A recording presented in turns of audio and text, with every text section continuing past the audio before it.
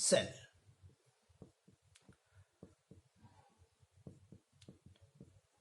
Concentration cell ऐसा एक cell है जिसके अंदर जो पोटेंशियल डेवलप हो रहा है वो सिर्फ डिफरेंस इन कंसंट्रेशन की वजह से हो रहा है। सेम इलेक्ट्रोड आपने यूज किया, सेम इलेक्ट्रोड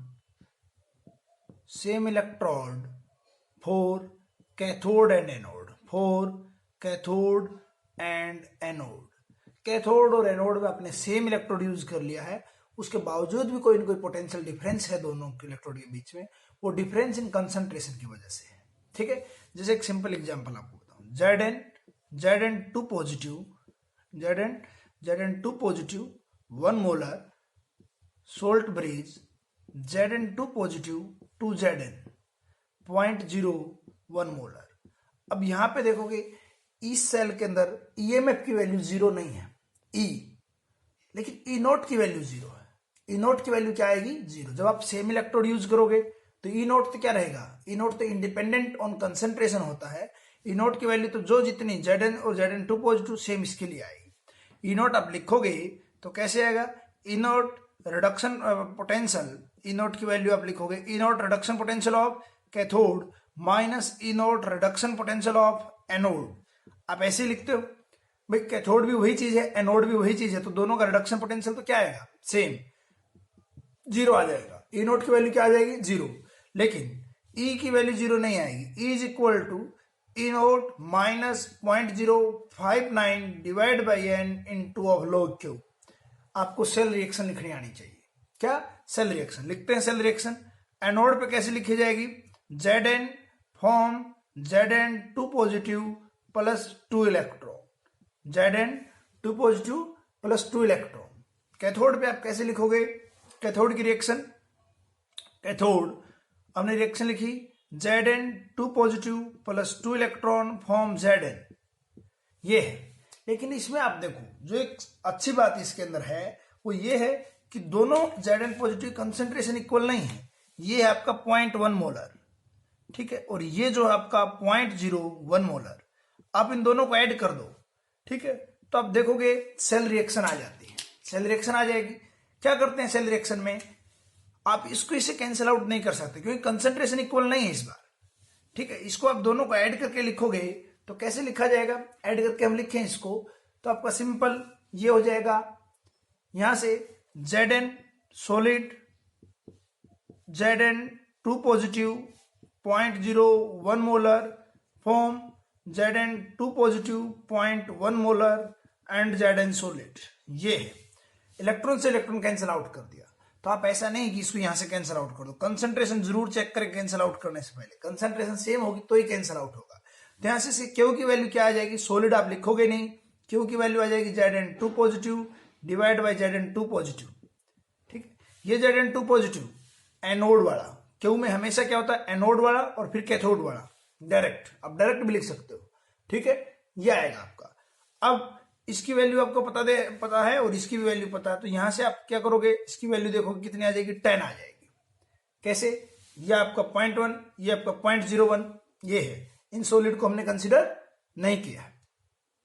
एन की वैल्यू क्या है? एन की वैल्यू 2 है। ये चीज हम यहां पे पुट करें, ये वैल्यू 10 और यहां पे वैल्यू पुट 2 करें तो इसकी वैल्यू ई नोट 0 है, तो ई की वैल्यू आपकी अप्रोक्सीमेटली -0.03 के आसपास आई, -0.03 के आसपास। तो ये जो सेल है वो क्या है? आपका कंसंट्रेशन सेल है। ईएमएफ क्यों डेवलप हो रहा है? Due to difference in the concentration, due to difference in concentration की वजह से, ठीक है। थोड़ा और देखते हैं इसी पे, एक और क्वेश्चन थोड़ा और समझ में आएगा, फिर इसका हम टाइप भी बताएंगे कितना टाइप का ये होगा, ठीक है। जैसे ये क्वेश्चन आ जाए,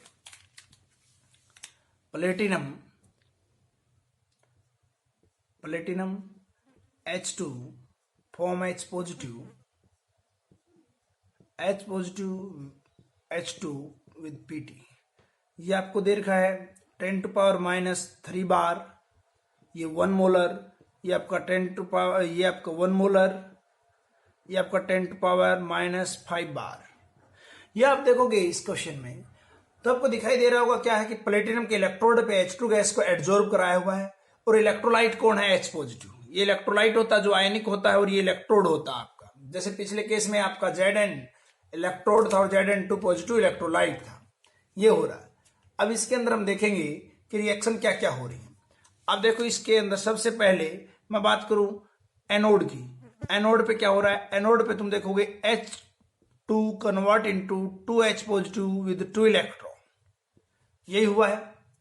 और इसके अंदर मैं कैथोड पे बात करूं, कैथोड पे क्या हुआ है, 2H positive with 2 electron form H2, दोनों को electron gain is equal two electron loss हो रहा है, ऐड कर दिया जाए। सेल रिएक्शन, सेल रिएक्शन आप लिखो, सेल रिएक्शन कैसे लिखोगे, H2, ये वाला H2 कितना है इसका 10⁻³ प्लस इधर का ये 2H positive plus 2 electron with 2H positive plus 2 electron, और ये H2, ये H2 आपका 10⁻5 बार, और ये आपका H2 आपका 10⁻³ बार। ये आपका 1 मोलर, ये भी 1 मोलर, ये तो आप कैंसिल आउट कर दीजिए, क्यों, इक्वल कंसंट्रेशन है, आप ये कैंसिल आउट नहीं कर सकते। इलेक्ट्रॉन आपने कैंसिल आउट कर दिए, ठीक है, ये और ये अलग अलग है, ठीक है। तो यहां से आप क्यू की वैल्यू देखोगे कैसे लिखी जाएगी, क्यू की value partial pressure of H2 divide by partial pressure of H2, ये H2 और ये वाला H2, ठीक है। देखोगे कितना आ जाएगा 10⁻5 डिवाइड बाय 10⁻3, ठीक है। जब आयन होता था तो हम कैसे लिखते थे, जो आपका आयन एनोड का आयन डिवाइड बाय कैथोड का आयन, ऐसे लिखते थे हम, ठीक है। और इस केस में आप कैसे, जब आयनिक होगा तब हम एनोड बाई कैथोड लिखेंगे, और जब ये न्यूट्रल होगा तब हम कैथोड बाई एनोड लिखेंगे, ठीक है। ये आपका कैथोड का है, ये आपका एनोड का। यहां से आपका 10⁻2 आ गया, पहली बात क्यू निकाल लिया। एन की बात करूं 2 आ जाएगा। ई नोट सेल की बात करते हैं, E nought cell. E nought cell क्या चीज है, E nought cell, E nought reduction potential of cathode minus E nought reduction potential of anode, यही था भाई, सिंपल है। अब क्या करोगे, cathode minus anode, E nought reduction potential cathode minus E nought reduction potential of anode, दोनों तो zero ही आएगा, ठीक है। ई सेल कैसे निकालोगे, E not minus 0.059 divide by 2 into of log 10⁻²। तो ई की वैल्यू क्या आई, ई की वैल्यू तुम देखोगे 0.059 वोल्ट ईएमएफ है। तो दोनों के बीच में कोई ना कोई पोटेंशियल डिफरेंस है, और किसकी वजह से है, due to difference in the concentration, due to the difference in concentration, और इसी को हम बोलते हैं कंसंट्रेशन सेल। कंसंट्रेशन सेल, आप सेम इलेक्ट्रोड भी यूज कर लो और वायर लगा के वोल्ट मीटर पे चेक करो, क्या पोटेंशियल जीरो आएगा, नॉन जीरो। नॉन जीरो हो सकती है, कंसंट्रेशन में डिफरेंस है तब नॉन जीरो हो सकती है, और वो आप निकाल के बताओगे। क्यू की वैल्यू 1 आ जाएगी, यदि ये 1 आ जाती तो जीरो हो जाती। क्यू की वैल्यू यदि जो 1 ना आए, ठीक है, क्यू की वैल्यू क्या हो, नॉट इक्वल टू 1 है, ये 1 नहीं है, तो आपके ई की वैल्यू जरूर आएगी। कितनी आएगी वो आप निकाल के देखोगे, ठीक है। अब नेक्स्ट इसी के अंदर एक क्वेश्चन और देखें। इसके अंदर मैं बताऊं आपको, 2 टाइप का होता है। एक तो वो होता है जिसमें इलेक्ट्रोलाइट की कंसंट्रेशन अलग हो, दूसरा होता है जिसमें इलेक्ट्रोड की कंसंट्रेशन अलग हो। जो मैंने एक क्वेश्चन किया, इसमें किसकी कंसंट्रेशन अलग है, इलेक्ट्रोड। H2 क्या है, इलेक्ट्रोड है, और H पॉजिटिव वो जो नीचे सॉल्यूशन है, आयन जो सॉल्यूशन है वो है, उसके इलेक्ट्रोलाइट बोलते हैं। तो जो आपका कंसंट्रेशन सेल है वो 2 टाइप का होता है। कंसंट्रेशन सेल की बात कर ले तो कंसंट्रेशन सेल आपका 2 टाइप का होगा, ठीक है। क्या क्या, कंसंट्रेशन सेल, कंसंट्रेशन सेल आपका 2 टाइप का, एक है electrode concentration cell, electrode concentration cell. ये बोल रहा है आपको कि जिसका इलेक्ट्रोड बनाया हुआ है उसी कंसंट्रेशन अलग है, ठीक है। जैसे कि बात की जाए, यहां पे हम अभी थोड़ी देर पहले जो क्वेश्चन किया था हमने, प्लेटिनम H2 10⁻5 बार, कुछ भी कंसंट्रेशन ले लीजिए, विद H पॉजिटिव, ये आपका 1 molar, with salt bridge H positive 1 molar, H2 10⁻³ bar and platinum, ये है। अब तुम इस पूरे प्रोसेस के अंदर देखोगे किसकी कंसंट्रेशन अलग है भाई, इलेक्ट्रोड की या इलेक्ट्रोलाइट की। ये तो होते हैं इलेक्ट्रोलाइट आपके, और ये आपका इलेक्ट्रोड। अब तुम देखो यहाँ पे इसकी कंसंट्रेशन और इसी कंसंट्रेशन में डिफरेंस है, तो ये क्या कहलाएगा? Electrode concentration cell, electrode concentration cell. ठीक है।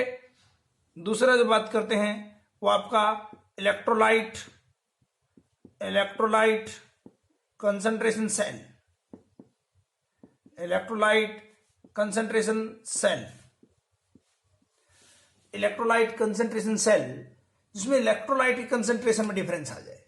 थोड़ी देर पहले एक क्वेश्चन किया था हमने, Zn 2 positive, Zn 2 positive in Zn, ये मान लो 0.1 मोलर हो और ये 0.01 मोलर हो, ये है। ठीक है। अब इसके अंदर देखिए ये वैल्यू और ये किसके डिफर तो कर रही है, कौन है? इलेक्ट्रोलाइट है। तो क्वेश्चन आपको ऑप्शन में देके पूछा जा सकता है, which of the following is electrolytic concentration cell और which of the following is electrode concentration cell. तो ये होता है दो टाइप का आपका कंसंट्रेशन सेल। तो इसमें ईएमएफ जो प्रोड्यूस होता है उसमें ई नोट का कोई रोल नहीं है, ई नोट इसका आपका 0 है। ठीक है। जैसे कि एक और क्वेश्चन इसके अंदर करते हैं, जैसे ये आ जाए, आपसे पूछा जाए ये सेल कौन सा है? प्लेटिनम Fe3 से Fe+3 10⁻² molar, Fe2 positive 10⁻³ molar to Fe। आपसे बोला जाएगा ये आपका कंसंट्रेशन सेल है, ये दूसरा ऑप्शन ये आपका कंसंट्रेशन सेल नहीं है, तो ये इलेक्ट्रोड कंसंट्रेशन सेल है या इलेक्ट्रोलाइटिक कंसंट्रेशन सेल है। सबसे पहले देखिए, एक जगह हो रहा है Fe से Fe+3, ठीक है, और दूसरी जगह आपका क्या हो रहा है Fe+2 से Fe। ये आपका कंसंट्रेशन सेल नहीं है। सेम स्पीसीज में कहां कन्वर्ट हो रहा है? एक जगह हो रहा है Fe फ्रॉम Fe+3 इलेक्ट्रॉन, इसका जो पोटेंशियल होगा Fe2 positive +2 electron with Fe, अलग अलग चीजें, ये और ये कहां मैच कर रहे हैं? सेम नहीं है, तो ये आपका कंसंट्रेशन सेल नहीं है, नोट कंसंट्रेशन सेल, आपका कंसंट्रेशन सेल ही नहीं है ये देखना होता आपको। ठीक है। तो ये आपका कंसंट्रेशन सेल नहीं होगा। अब हम बात करते हैं, जैसे ये आ जाए आपका Zn 2 positive from Zn 2 positive से Zn। अब बोल दिया जाए इसका C1 मोलर कंसंट्रेशन है, इसका C2 मोलर है। For spontaneous cell find condition, for spontaneous cell find condition of C1 and C2। C1 और C2 की कंडीशन बताइए कि ये सेल आपका जो है स्पॉन्टेनियस हो जाए। अब स्पॉन्टेनिटी की क्या कंडीशन होती है? स्पॉन्टेनिटी कंडीशन थर्मोडायनेमिक्स में हम चलते हैं। थर्मोडायनेमिक्स में सभी बच्चों को याद होगा कि स्पॉन्टेनिटी की कंडीशन होती थी डेल्टा जी क्या होना चाहिए? नेगेटिव होना चाहिए। डेल्टा जी क्या होता है? -NF होता है, -NF होता है। अब कोई बोले कि भाई ये जो एक्सप्रेशन होता है ये नेगेटिव तो ऑलरेडी आगे है ही, भाई ये वैल्यू क्या आनी चाहिए? पॉजिटिव। एन तो हमेशा पॉजिटिव, एफ पॉजिटिव, ई भी क्या होना चाहिए? पॉजिटिव। तो स्पॉन्टेनियस के लिए डेल्टा जी <0 होना चाहिए और ई <0 होना चाहिए, ये जरूरी कंडीशन है। ठीक है। तो आप ईएमएफ निकालिए और उसका ई क्या कर दीजिए? <0। ठीक है। हम रिएक्शन लिखते हैं फटाफट। उसमें एनोड की रिएक्शन थी Zn from Zn 2 positive +2 electron, आपका कंसंट्रेशन C1। दूसरी तरफ आपको क्या दिया हुआ है? कैथोड। कैथोड पे आपकी रिएक्शन हो रही है Zn 2 positive with 2 electron from Zn, concentration C2 है। आप यहां से क्यू निकालोगे, क्यू क्या आ जाएगा? C1 divided by C2, C1 divided by C2। N की वैल्यू क्या आ गई? 2। E कैसे निकालोगे? ई नोट तो 0 है, -0.059 divided by 2 into of log C1 by C2, C1 by C2। तो C1 बाई C2 ये वैल्यू पॉजिटिव करनी है आपको, ये वैल्यू पॉजिटिव करनी है, तो C1 बाई C2 क्या होना चाहिए? <1। भाई ये वैल्यू नेगेटिव कर लो, ये नेगेटिव नेगेटिव पॉजिटिव हो जाएगा, तो यहां से आपका C1 C2 हो जाएगा। ठीक है। ये फिर आप सेल रिएक्शन लिख देते। अब सेल रिएक्शन कैसे लिखते? Zn 2 पॉजिटिव से Zn 2 पॉजिटिव, जो काम की चीज है वो लिखी है, जो सॉलिड है वो लिखी ही नहीं। अब ये बोल रहा है ये सेल स्पॉन्टेनियस का मतलब ये रिएक्शन स्पॉन्टेनियस, ये सेल रिएक्शन। अब ये स्पॉन्टेनियस कब होगी? भाई ये इधर से इधर कब फ्लो करेगी? ये हाई हो ये कम हो, समझ रहे हो? हाई कंसेंट्रेशन से हो high concentration to low concentration low, ये हो गया आपका C2 greater than C1, C2 greater than C1। भाई ये रिएक्शन आपको स्पॉन्टेनियस करनी है तो क्या होगा, ये कंसेंट्रेशन हाई रख दो, ये कम रख दो, तो यहां से अपने आप ही फ्लो होता जाएगा, और अपने आप फ्लो हो उसी को क्या बोलते हैं, स्पॉन्टेनियस। आप मैथमेटिकल भी कर सकते हो, सेल रिएक्शन देख के भी कर सकते हो कि इस रिएक्शन को स्पॉन्टेनियस कराना है तो ये वैल्यू ज्यादा हो, ये वैल्यू कम हो। ठीक है, दूसरा बात करते हैं, ये तो हमने सिंपल कौन सा लिया था, इलेक्ट्रोलाइटिक कंसेंट्रेशन सेल। एक इलेक्ट्रोड कंसेंट्रेशन सेल लेते हैं और उसमें हम कंडीशन देखते हैं स्पॉन्टेनिटी की। जैसे सेल दिया गया है platinum H2 P1 ATM, P1 ATM, ठीक। आगे दिया गया है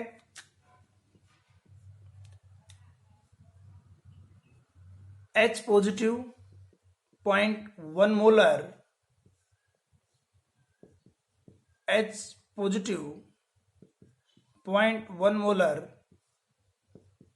H2 P2 ATM, ठीक है, P2 इलेक्ट्रॉन। स्पॉन्टेनियस कंडीशन बतानी है आपको, P1 P2 सेल स्पॉन्टेनियस हो जाए। ठीक है, क्या करोगे, रिएक्शन लिख देते हैं। एनोड की रिएक्शन कैसे लिखी जाएगी, H2 form 2H positive plus 2 electron, cathode 2H positive plus 2 electron form H2।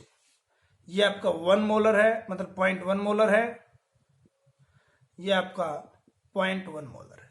ये आपको दे रखा है P2 और ये दे रखा आपको P1, दोनों को ऐड किया, cell reaction, cell reaction H2 H positive तो दोनों साइड सेम है, कैंसिल आउट कर दोगे, H2P1 फॉर्म H2P2। ये बोल रहा है कि ये रिएक्शन स्पॉन्टेनियस हो जाए, यहां से यहां फ्लो कर जाए अपने आप। अपने आप चीज कहां से कहां फ्लो करती, ज्यादा से कम, मतलब स्पॉन्टेनियस के लिए क्या होना चाहिए, P1 must be greater than P2 spontaneous. ठीक है, मैथमेटिकली देखते हैं, E is equal to minus E naught तो जीरो था, 0.059 divide by 2 into of log, Q की वैल्यू यहां से आप लिखते तो आपका P2 बाई P1 आता, P2 बाई P1। कोई बोले इसको पॉजिटिव करना है तो इसको पॉजिटिव करना, तो लॉग वाली इस पूरे एक्सप्रेशन को क्या कर दो, नेगेटिव कर दो। ये नेगेटिव कब होगा, P2 बाई P1 क्या हो जाए, लेस देन 1, तो P2 by P1 is less than 1, यहां से मतलब P2 less than P1, P2 less than P1, ये हो जाएगा आपका।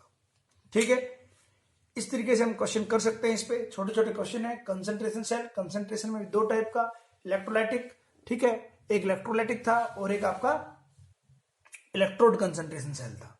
ठीक है, और स्पॉन्टेनिटी किस तरीके से आपको डिफाइन करना है, तो ये छोटी छोटी चीजें हैं इसके अंदर है, ये हम आराम से पढ़ सकते हैं। तो कैलोमल था, मेटल इनसोल्युबल था, वो सारे इलेक्ट्रोड आपका हो गया है। अब हम जो बात करने जा रहे हैं वो है thermodynamics of a cell, thermodynamics of voltaic cell, last topic है इसका। ठीक है, thermodynamics of voltaic cell. Thermodynamics क्या है सेल का, ठीक है, जो थर्मोडायनेमिक्स में चीजें आती है वही यहां पे आएंगी, कोई एक्स्ट्रा चीज नहीं है। थर्मोडायनेमिक्स, सबसे पहले थर्मोडायनेमिक्स में आता है delta G is equal to minus N F E, पता है, delta G is equal to minus N F, delta G naught is equal to minus N F E naught. इस पे क्वेश्चन और किस तरीके से निकाला जाता है, किस तरीके से ऐड करते हैं, ये सब अपने को पता है। ठीक है, at equilibrium, at equilibrium, at equilibrium, equilibrium ये फर्स्ट पॉइंट था। इक्विलिब्रियम पे क्या होता है, delta ji must be zero, equilibrium condition.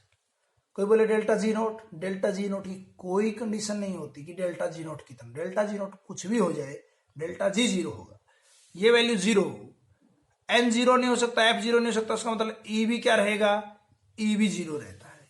Equilibrium जैसे बोल दिया जाए डेल्टा जी और ई जीरो, ई करके देखते हैं zero, E is equal to E not minus 0.059 divided by N into of log Q.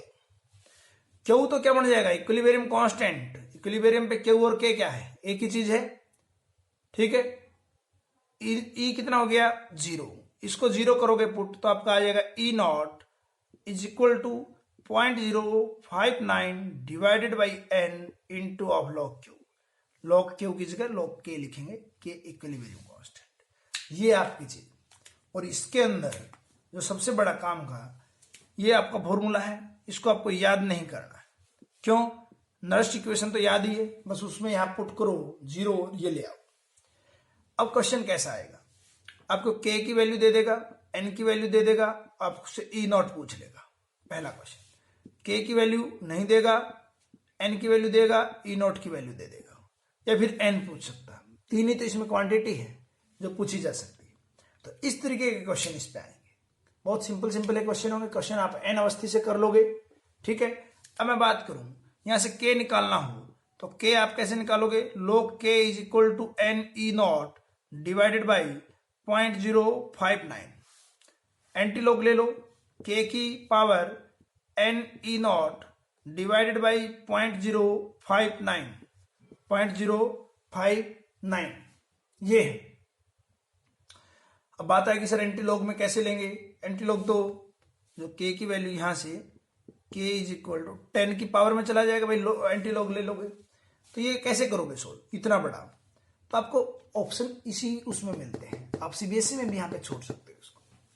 वैसे कैंसल आउट हो जाएगा, इस टाइप का आपको दिया जाएगा, नहीं तो आप यहाँ पे इसको छोड़ सकते हो। ये आपका आ गया फर्स्ट डेल्टा जी और ई नोट का जो रिलेशन था उसको बताया। तीन चीजें बेसिक होती हैं, equilibrium constant, delta H, delta S, ठीक है। डेल्टा जी तो हम शुरू से इस चैप्टर के करते आ रहे हैं। अब हम बात करते हैं एंट्रोपी चेंज निकालेंगे किसी सेल का, ठीक है। एंट्रोपी चेंज देखें एक बार क्या हुआ। सेकंड जो पॉइंट है उसमें देखते हैं, आपके पास होता है delta G is equal to delta H minus T delta S. ये इस इक्वेशन को कांस्टेंट प्रेशर पे हम मान के चलते हैं, डेल्टा एच और डेल्टा एस कांस्टेंट होते हैं, टेम्परेचर और प्रेशर पे डिपेंड नहीं कर रहे। हम इसको पार्शियली डिफरेंशिएट कर देते हैं डेल्टा जी को with respect to P at constant pressure. Delta H तो कांस्टेंट है तो 0 हो जाएगा, माइनस ये आपका डेल्टा एस आ जाएगा। तो यहां से आपने बता दिया कि डेल्टा एस किसी भी सेल का निकालना हो वो आपका del of delta G divide by delta T. ये तो बहुत पुरानी चीज थर्मोडायनेमिक्स से पढ़ते आ रहे हैं। डेल्टा जी की जगह फॉर्मूला पुट कर दो, delta G is equal to, ठीक है, del delta T minus N F E, minus N F E. N constant है, एफ कांस्टेंट है, बाहर आ जाएगा, क्या बन जाएगा? माइनस एन एफ, इसके आगे माइनस था और माइनस तो प्लस हो जाएगा, एन एफ, ठीक है, डीई बाई डी टी लिख लो, डीई बाई डी टी, चाहे पार्शियल लिख लो कोई दिक्कत नहीं। ये है तो किसी भी सेल का एंट्रोपी जो चेंज होगा वो होगा आपका delta S is equal to N F DE by D T. कोई भी नई चीज नहीं इसके अंदर, सब पुरानी चीजों से इसका डेरिवेशन किया। यहाँ पे डीई बाई डी टी क्या होता है ये आपको बता रहा है। टेम्परेचर चेंज करने से आपका ईएमएफ कितना चेंज होता है, टेम्परेचर चेंज करने से आपका ईएमएफ कितना चेंज होता है, इसको बोलते हैं टेम्परेचर कोफिशिएंट। क्या बोलते हैं? Temperature coefficient of a cell, of a cell, एक सेल में। अब कई बार बोलेगा कि आपका जो ईएमएफ है वो इंडिपेंडेंट ऑन टेम्परेचर है, मतलब वो वेरी नहीं कर रहा, तो ये वैल्यू 0, तो डेल्टा एस क्या आ जाएगा? उस सेल का 0 आ जाएगा। आप दूर से देख के बता सकते हो कि इस सेल का डेल्टा एस 0 है। डेल्टा एस 0 है उसका मतलब उसका टेम्परेचर कम या ज्यादा करने से ईएमएफ पे कोई इफेक्ट नहीं आता है। समझ गए बात? Delta S N F DE by D T, ये था पहला। दूसरा पॉइंट हमने डेल्टा एस आपको निकाल दिया। अब क्या निकालना अपने को? डेल्टा एच, ठीक है भाई, डेल्टा एच निकालते हैं। डेल्टा एच कैसे निकल जाएगा? Delta H is equal to delta G plus T delta S, ठीक है। ये हो गया थर्ड पॉइंट। देखना थर्ड पॉइंट, डेल्टा एच उसी इक्वेशन से delta G plus T delta S, plus T delta S. तो डेल्टा एच का फॉर्मूला क्या हो जाएगा? ये तो आ जाएगा आपको minus N F E, minus N F E plus T, उसका फॉर्मूला क्या हो जाएगा? N F DE by D T, DE by D T, ये होता है, ठीक है भाई। डेल्टा एस कैसे निकाला था फिर मैं आपको एक बार बता दूं। डेल्टा जी को डेल्टा टी के रिस्पेक्ट में डिफरेंशिएट किया था, आपका माइनस डेल्टा एस आ गया था। यहां से हमने डेल्टा एस की वैल्यू माइनस ऑफ एन और differentiation minus N F E divide by D T, ये रखा था। माइनस माइनस प्लस हो गया था और यहां से आपका N F D E by D T आया था। ठीक है, ये था। अब उस इक्वेशन को उधर लेके गए हैं और ये आपका ऐड कर दिया गया। ठीक है, ये इस तरीके से आप इस चीज को याद रखोगे तो delta H is equal to minus N F E plus N F T DE, ये टी आएगा, कैलकुलेशन देख लेना, डीई बाई डी टी। ये अब बोल दे कि कोई सेल है, उस सेल के अंदर ईएमएफ इंडिपेंडेंट ऑन टेम्परेचर है। ईएमएफ इंडिपेंडेंट ऑन टेम्परेचर है, मतलब ये वाला एक्सप्रेशन जीरो, तो delta H is equal to delta G हो जाएगा। यदि ये वैल्यू जीरो होगी तो डेल्टा एच किसके बराबर आ जाएगा, डेल्टा जी के बराबर। तो इस टाइप के क्वेश्चन आएंगे, entropy change, enthalpy change, equilibrium constant, delta G not, ये आपसे पूछा जा सकता है। दूसरी जो एक बात आती है, पॉइंट नंबर 4, इक्विलिब्रियम पे क्या डेल्टा जी नॉट जीरो हो सकता है? डेल्टा जी नॉट जीरो हो सकता है या ई नॉट जीरो हो सकता है, ये अपने को देखना। तो fourth point, at equilibrium delta G naught and E naught में और may not be equal to zero, में और may not be equal to zero. E naught किसके बराबर आया था, 0.059 divide by N into of log के।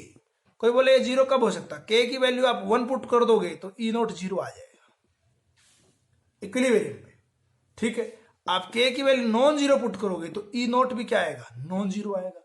ई नॉट जीरो है तो डेल्टा जी नॉट भी जीरो है, और ये नॉन जीरो है तो डेल्टा जी नॉट भी क्या है, non zero. At equilibrium, equilibrium पे आपका ई नॉट मान लिया पॉजिटिव आ जाए, ग्रेटर देन जीरो आ जाए।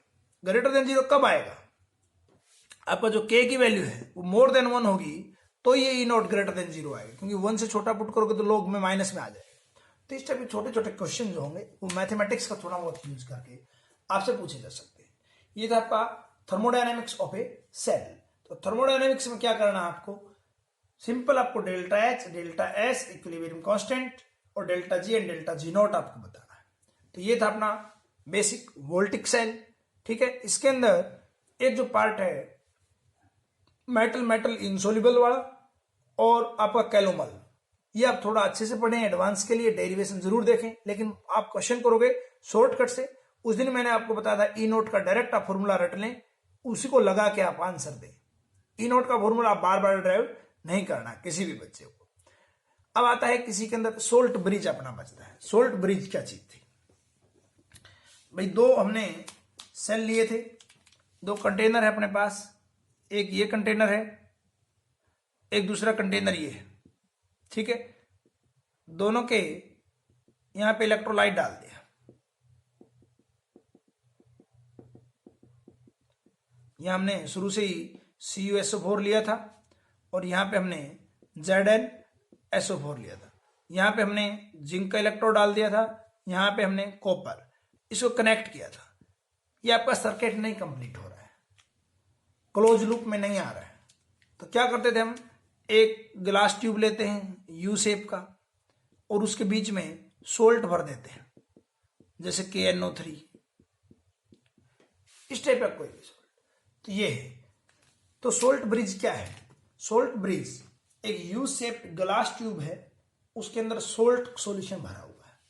ये क्या काम करता है, फंक्शन ऑफ सोल्ट ब्रिज, जैसे ही सेल को कनेक्ट करोगे इलेक्ट्रॉन इधर से इधर भागेंगे, इधर हो जाएगा आपका Zn, सारा किसमें कन्वर्ट हो जाएगा, Zn2 पॉजिटिव, और यहां पे आपका सारा Cu2 पॉजिटिव उसके ऊपर चिपक जाएगा, नीचे सिर्फ सल्फेट बचेगा और यहां पे Zn2 पॉजिटिव बचेगा। ये पॉजिटिव हो जाएगा इलेक्ट्रोलाइट में, सब पॉजिटिव आयन, इधर नेगेटिव आयन, सेल बंद हो जाएगा।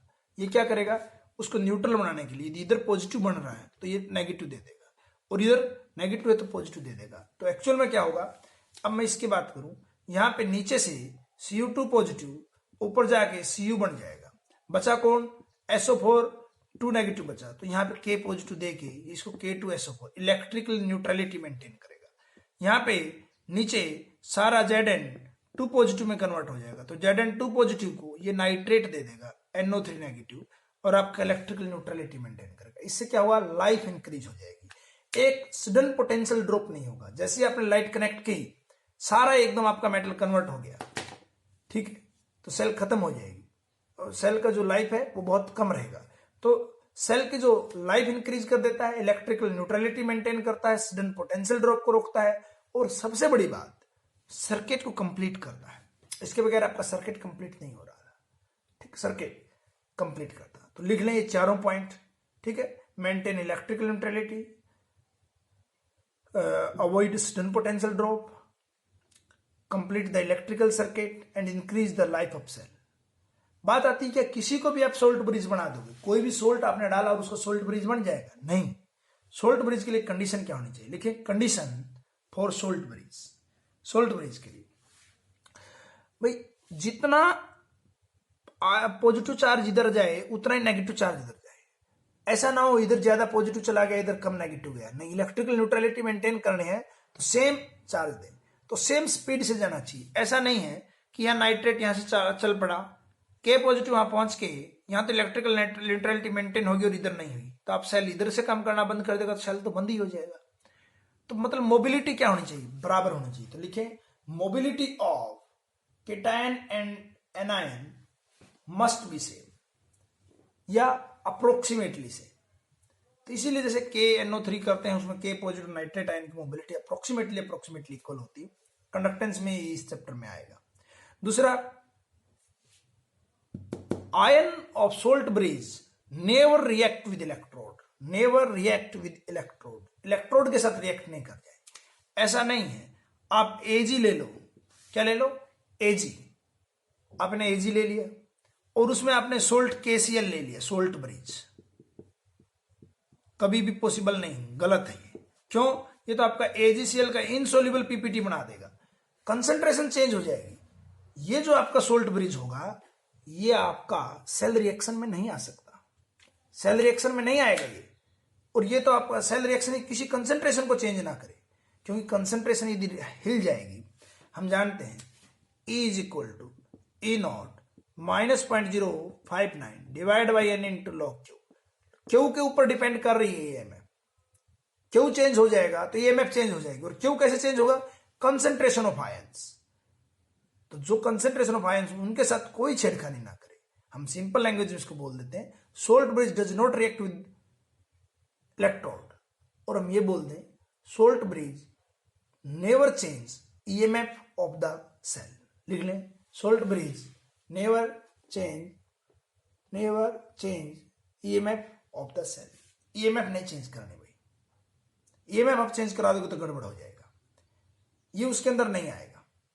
सिर्फ इलेक्ट्रिकल न्यूट्रलिटी मेंटेन करना, आपके जो आयंस बने हैं उनके साथ बस इलेक्ट्रिकल न्यूट्रल करता है, उनको पीपीटी वगैरह नहीं बना सकता। जैसे Zn के साथ Zn नाइट्रेट एक्वा सॉल्यूशन में ही रहेगा, ऐसा नहीं कि इसका पीपीटी बना दिया गया। पीपीटी बन जाएगा तो गड़बड़ हो जाएगी, सारा मामला जो EMF चेंज हो जाएगा, EMF चेंज नहीं कर सकते आप, ठीक है। क्या सोल्ट ब्रिज हर जगह चाहिए? सोल्ट ब्रिज हर जगह नहीं चाहिए। अब ये इलेक्ट्रिकल सर्किट कंप्लीट नहीं हो रहा था, ये दोनों इलेक्ट्रोड में एक ही सॉल्यूशन में इस तरीके से ले लूं और कोई मेम्ब्रेन लगा दूं जिसमें आयन इधर से इधर फ्लो कर सकते हो, मेम्ब्रेन लगा दी जाए, सेमी परमेबल मेम्ब्रेन, यह इलेक्ट्रोड रखो, तो आपको सोल्ट ब्रिज की रिक्वायरमेंट नहीं है। दूसरा, जिसके अंदर सब कुछ ही सॉलिड पार्ट हो, सारा ही सॉलिड हो, उसके अंदर भी रिक्वायरमेंट नहीं है। तो लिखें requirement of salt bridge, if both electrodes are present in the same container, or all species are solid, then no requirement of salt bridge, कोई सेल ऐसा दे दूं Fe solid, Fe2O3 solid, Ni2O3 solid with Ni, Edison cell बोलते हैं। ये constant supply, constant voltage है, इसकी supply कभी potential drop इसमें हो ही, मतलब कांस्टेंट सप्लाई रहेगी, जितनी रहेगी, जैसे 5 वोल्ट तो 5 वोल्ट ही रहेगी, टाइम के साथ डिक्रीज नहीं करेगा। क्यों नहीं करेगा? अरे कोई क्यू की वैल्यू आप चेक करके तो देखो, क्यू की वैल्यू तो इसमें 1 नहीं आएगी, सब कुछ तो सॉलिड है, तो E इसका जो E है वो तो इसका E0 के बराबर ही रहेगा हमेशा। आपका जो इलेक्ट्रिकल न्यूट्रलिटी मेंटेन करना था, लाइफ को इंक्रीज करना था, वो तो कोई रोल है ही नहीं। क्यों? आपका आयन तो नहीं है, सब कुछ सॉलिड है, तो ऐसे सेल में भी आप सोल्ट ब्रिज यूज नहीं करोगे। तो ये था आपका सोल्ट ब्रिज और आपका सेल, वोल्टिक सेल, इसी को हम बोलते हैं आपका गैल्वेनिक सेल। जब एक सेल आपको याद रखना है, जब हम ये सेल यूज कर लें Zn से ZnSO4 एनोड में, और कैथोड में यूज कर लें CuSO4 से Cu, ठीक है, और इसका ई नोट आता है 1.11 वोल्ट। भाई बहुत बार किया है, ये डैनियल ने किया था सबसे पहले, इसलिए इसका नाम डैनियल सेल है। तो वो कई बार डैनियल सेल बोलेगा तो ये आपको इलेक्ट्रोड के बारे में क्या पता ना भी दे, ठीक है। तो ये मेंस में आ सकता है डैनियल सेल क्या होता है, ये आपका डैनियल सेल है, आपको कंसंट्रेशन इलेक्ट्रोलाइट सबकी बता देगी।